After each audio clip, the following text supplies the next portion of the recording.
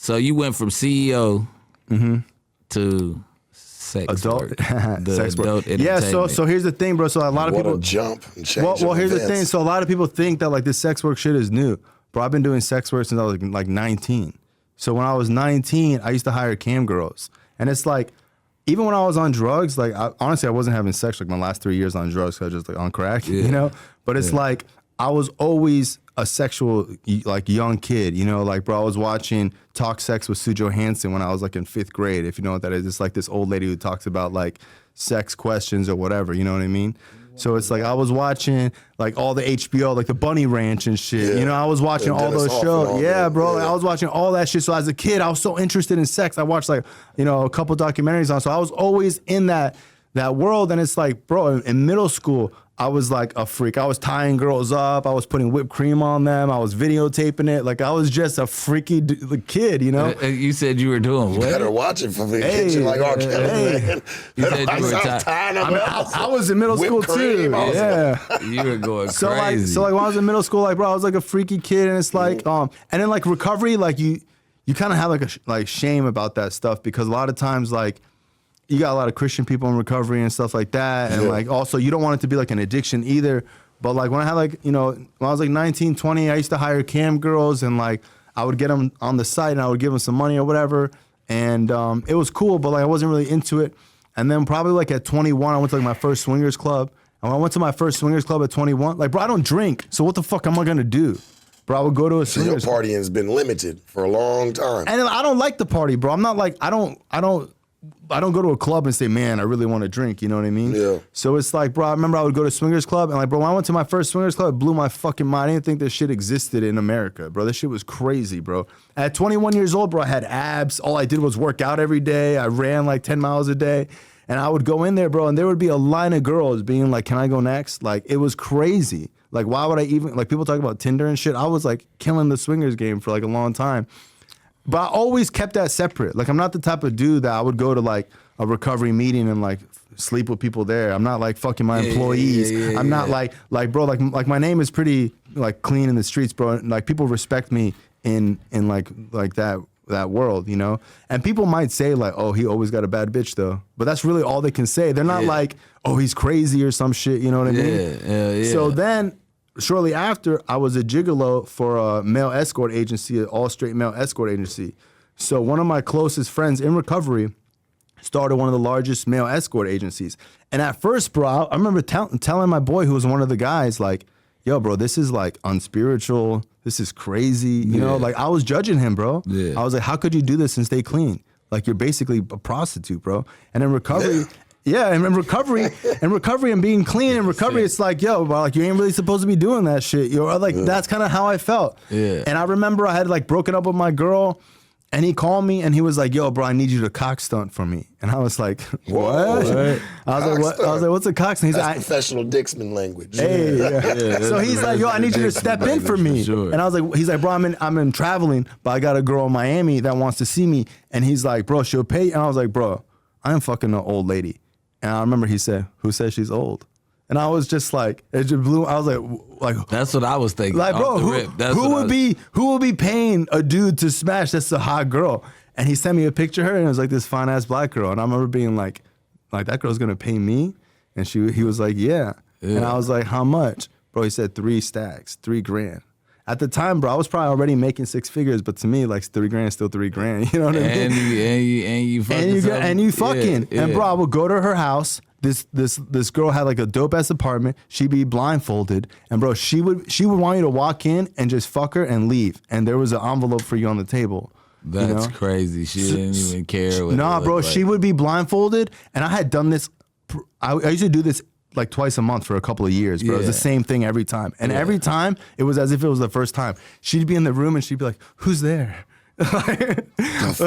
Yeah, she was just like, oh, who is it? You know, she was just really, she really was into it, bro. I just figured like you was already getting bread. So at $3,000 is $3,000. But I'm just like, at the time I was making like $100,000 a year, so I wasn't making that much bread. But you say your morals, like you really was standing on them. You was like, it's kind of immoral. Like you had a problem with it. honestly, like when I got into it, I started to realize that it. Like I've done some dirty shit in my life, bro. Right. I've done some fucked up shit.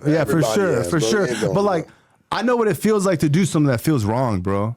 And like when I did it, like it literally felt like a transactional. I got paid to do a service. Yeah. I wasn't lying to her. I wasn't manipulating nobody. And like she got what she wanted. I got what I wanted. I treated this girl with respect. Like I wasn't calling her a bitch and a hoe. Like she didn't like that. She wanted to be treated nice. Well, and bro, she's paying for a certain service. For so sure. If she asked you, said, hey, call me a bitch and a hoe, guess what? That's what you about for to call sure. her. But what I was saying is like my introduction to it wasn't that. Yeah. My introduction to it was like this girl who was like, I want to be treated like a queen or whatever. And bro, and the reason why she was doing this, bro, is because she had been married a long time. She had never been with nobody else. Her husband had died. She's a super successful lady. She doesn't have time for relationships. She doesn't want to get intimate with somebody. She saw someone on TV talking about a male escort agency, and she was like, wow, this could be nice. She would go do that and then go pick up the kids. Well, you said she was blindfolded. She didn't even get to see anything. So that was a part of her fetish. That was part of her fetish, but she would tell the guy like what she's into. So like when she would call the agency, she'd be like, I like these types of guys or whatever. So obviously like she knows who's kind of coming. So how much did the agency charge for it? Bro, so I was wondering. So I was like, bro, this man's got all these dudes working for him, right? So I was just like, how is he not, like how are people not going behind his back? Yeah. And I remember they were like, bro, he only like, just wait till you find out what you got to pay him. And bro, I would pay him like $50. Oh, wow. So I also learned about business. It's like, bro, he's able to have 100 guys working for him because he ain't ripping, he taking such a small chunk. Who's gonna fuck over a relationship over $50, bro? Yeah. And it's like, he had to have gotten smart and start charging more later on. He probably paid. No, he probably charged them a fee to even get. yeah. So he's charging. He's probably charging the girl, and he's probably charging us. And I think eventually he would, but he's also like one of my closest friends. Because with escort agency, I understand escorting.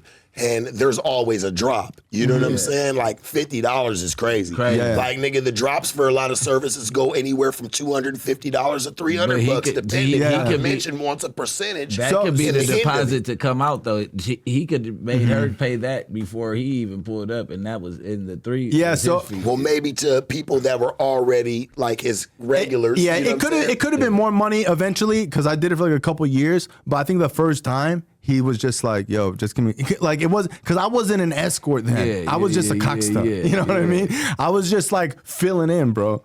So he was just like, yo, just give me $50. You know what I mean? Cockster is fucking That's crazy. sinister, bro. Like, what the fuck? Like, he's my cockster. So here's the thing. So it's like, bro, from the swingers stuff, I started to see relationships different, bro. I've seen people, bro, and the thing is that people, if you go to swingers party, bro, they're old. People who go there are over 40, bro. There's not a lot of young people there. Yeah. That's why I would go there and kill it, bro. I was like, this is like shooting fish in a barrel. This is fucking, like, it was fun, bro. But I started to see how people could have relationships long term and be like committed and loving and then like go share their bitch or some shit. And then they'd be back at the table like, honey, you were so beautiful out there. And I would be like, what the fuck? And bro, these people who are in the swingers community have been doing it for years. Bro, they've been going to this club for 30 years. They're like, how's the kids? Oh, so-and-so's in college. Well, they feel like whatever. it keeps their relationship healthy. Bro, I've had men come up to me and be like, yo, bro, when I saw you like take down my wife, it made me be like, damn, this young kid is so horny for my wife. Like, I really got a beautiful girl. And I remember being like... So it's a club full of cucks. I don't know. So there are cucks, and then there's swingers, and there's people who just want to fuck in a... Because there's people who don't swing that go. So like I would go with a girl and I wouldn't want no one to fuck my bitch. You know, I would go with a girl and we would just like to do it with like a little crowd. You know, like a crowd of people who just people look at it like it's art, so bro. So you were built for this shit. Is what people you're saying. Yeah, so bro, people would be sitting there fully dressed in a suit and you'd be fucking and they'd be like this. That's their fetish, bro. It's like they catering to their fetishes. Like and even if there's some tricks, bro, that just like to sit there and watch. Like you said, sit there fully dressed, fucking take her down and nail her, bro. Sometimes I just want to watch, bro. Like just like that shit blows my mind. Just like you go to a strip club and you watch bitches twerk, you will go there, you have a couple drinks, you watch a couple people fuck, and bro, you see some crazy shit, bro. You'll see this. We can't treat it the same though. It's not to throw it in the same demographic. As a strip club, it's just like the strip club. You know, you get to see some ass, and then you can come over to the swingers and see somebody get plowed. Bro, that's like a hell of a reach. Like that's a gap, bro. Yeah, that's a porn convention. This is the ledge here. This is the ledge here, bro. Like it might be a gap. It's the same building. So it's like it's kind of the same community. It's in the same thing, not really, because that's 40 and older, and it's like coke and crack. Well, no, there are some young people, but I would say like 70%. are probably older, but there's probably like a 20-30% of people who are like younger and like really good looking or whatever. Right. But it just blew my mind that like, because honestly, bro, like growing up, like my parents were never like intimate, like they weren't like all over each other or kissing or whatever. Right. Like they were just like, affection. Nah, bro, I never even seen that before. You got people 55 years old making out like they're in high school. I need everybody to check out NoJumper.com. We officially started a blog. It has in-depth articles about current events, music, etc., plus all of our content in terms of podcasts, interviews, etc. And you can get some exclusive new merch if you check out NoJumper.com. So make sure you tap in.